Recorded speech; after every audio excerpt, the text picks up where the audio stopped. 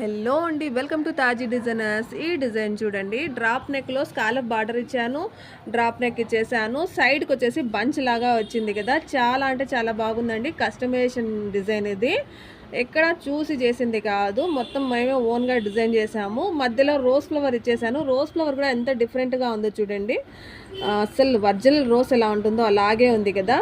ఇందులో 3 డిజైన్స్ ఉన్న ఫ్లవర్స్ ఉన్నాయండి. 3 కలర్లలో 3 ఫ్లవర్స్ ఇచ్చేసాను.